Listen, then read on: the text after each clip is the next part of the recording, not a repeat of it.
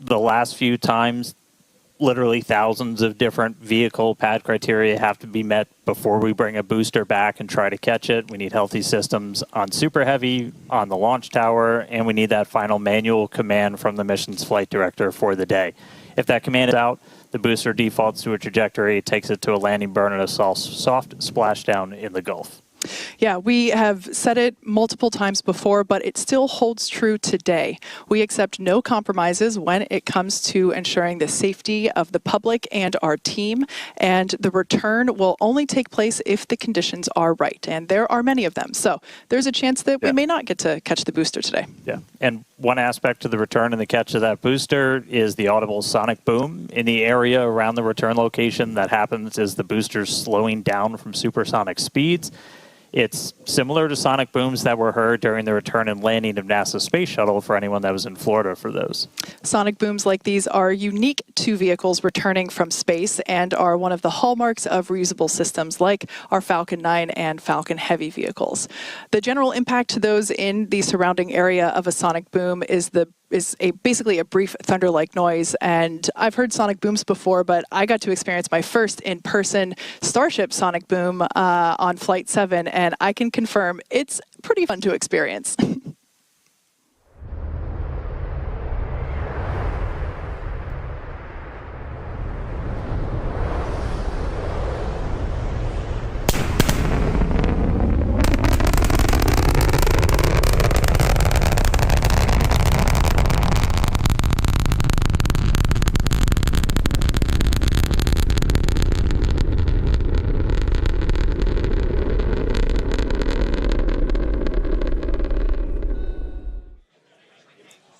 And as someone who has heard sonic booms many times in Florida, they are definitely a hallmark, and what a way to announce a returning space vehicle's return for reuse. Now, here in California, as you can imagine, the excitement is growing here. The crowd is growing.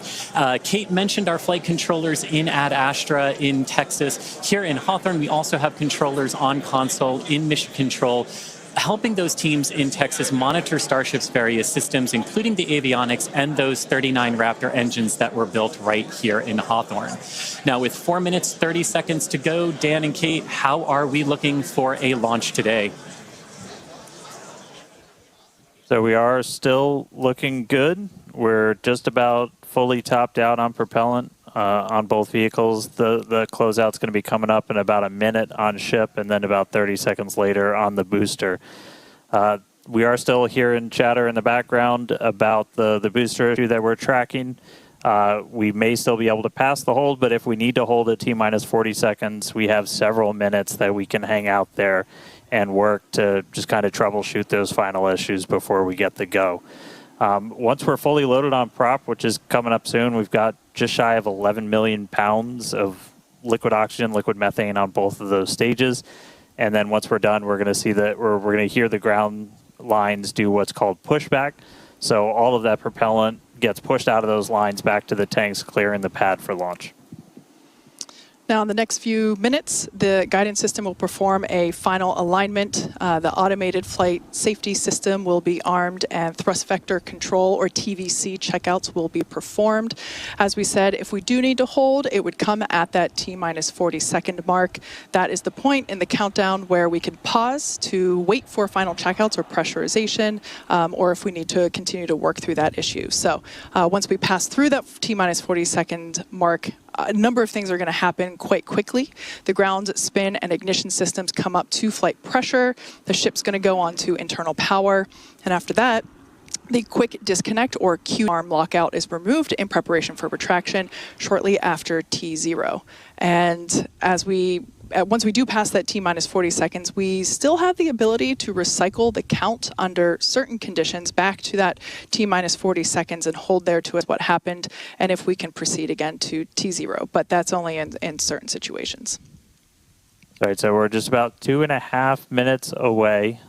We do have a couple of things like if we hit T-minus 10 seconds and you see water start flowing out of the deflector, that is a reason for us to scrub for the day, is that's once it's turned on, it doesn't turn off. And then we'll have to refill the tanks on both the water farm and the prop farm. Our team's gotten really, really good at refilling stuff really quick, so we can reposition for about a 24-hour recycle if we need to. Yeah. But Speaking of we're things, coming up. things, Sorry, we're coming up just under 2 minutes away. Now hearing we might hold at that T-minus 40-second mark while they still talk through a couple of troubleshooting steps. But again, if we hold there, we can hold there for several minutes, even with all prop fully loaded on the vehicle, before we can release the hold and decide to move forward.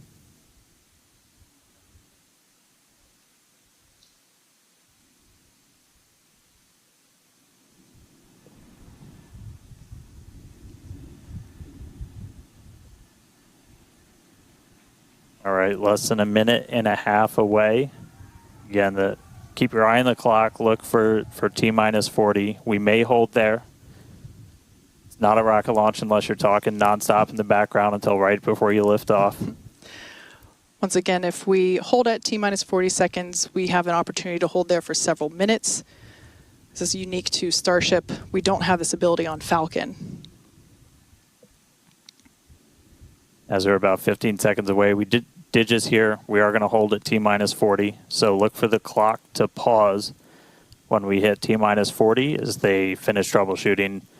And then we'll let you know as soon as we start hearing more, and if that when that clock's gonna start rolling. So holding at T-minus 40. So the team's talking in the background, still troubleshooting, and we can hang out here for a couple of minutes.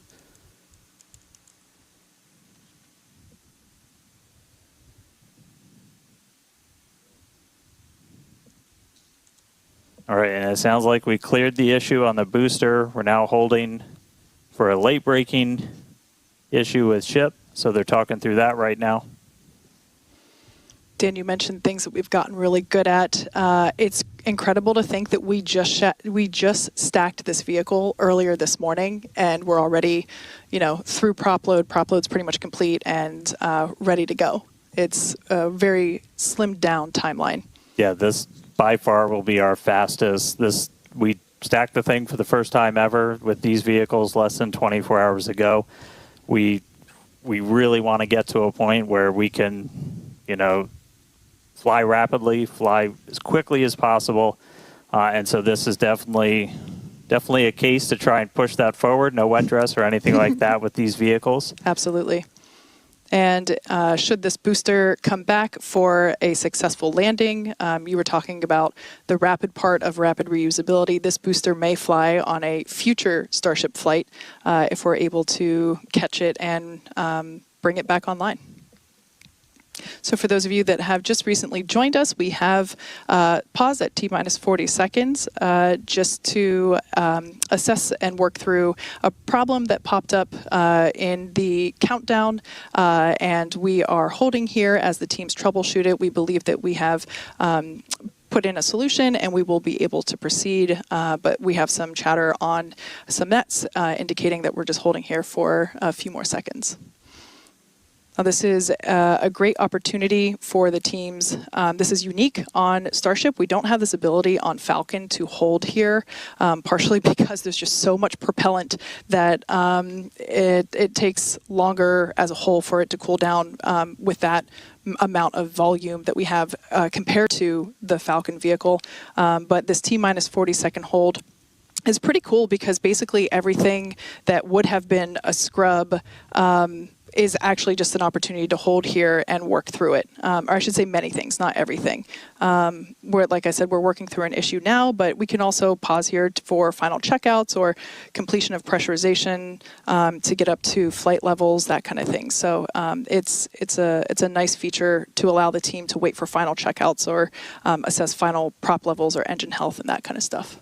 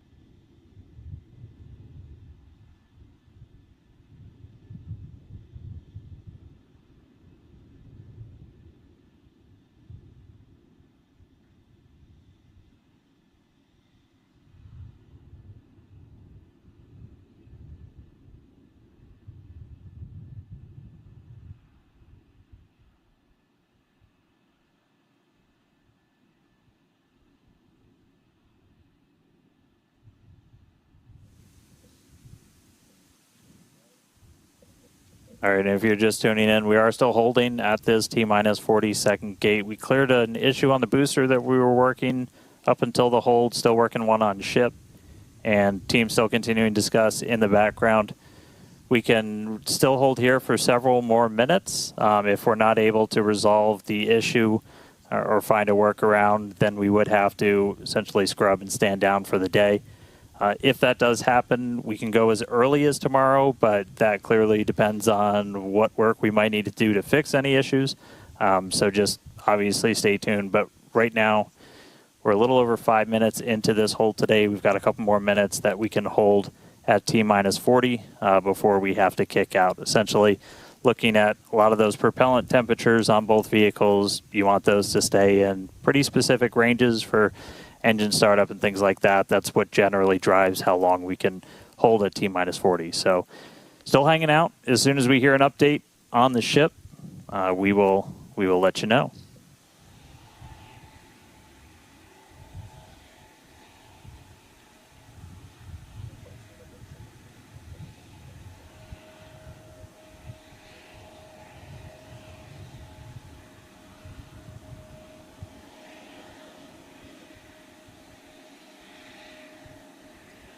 Starting to sound like we might have a decision real soon.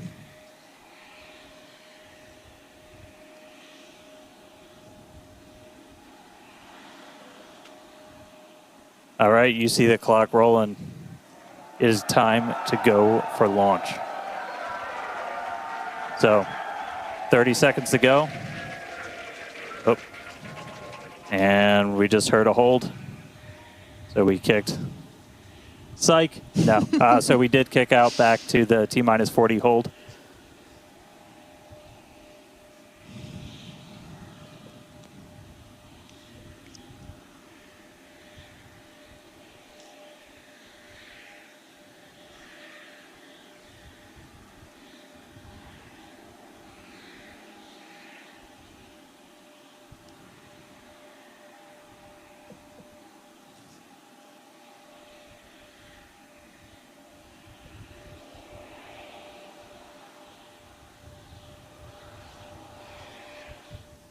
All right, so as we started counting back down, we did trip a few more holds automatically from the booster itself. So we are now going to hang out here again at T-minus 40. They've got a couple more troubleshooting steps that they can take. If we're able to get through that, we can start counting down again. If not, we could always offload and try again on either tomorrow or another day. But right now, we're not done for the day yet. Still holding at T-minus 40 seconds. And as soon as we hear some more or start seeing that clock move, you will know if we're going to go for our launch attempt today or if we just try it again another day. So keep listening in, and we'll have an update shortly.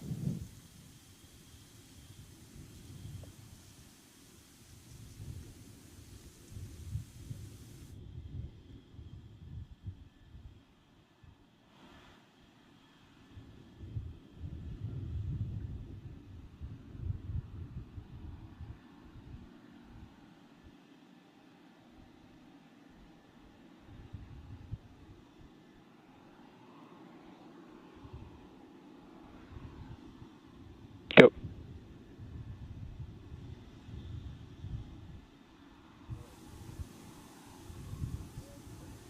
All right, and we did just hear the call. We are going to offload for today. So we had a couple of holds trip as we started counting down from T-minus 40 again. And it's not something we can change with small config tweaks. So we are going to offload our prop and then try again another day. So we're able to fully tank the vehicle. We're unable to lift off today, but just because we don't go today doesn't mean we're not going to go tomorrow or one of the days coming up. So we are going to start offloading all of that propellant on the booster and the ship. As we talked a little bit earlier, we can go as soon as 24 hours later. We won't know that for sure until we dig into everything that kicked us out of our attempt. So obviously just keep an eye on all of our updates.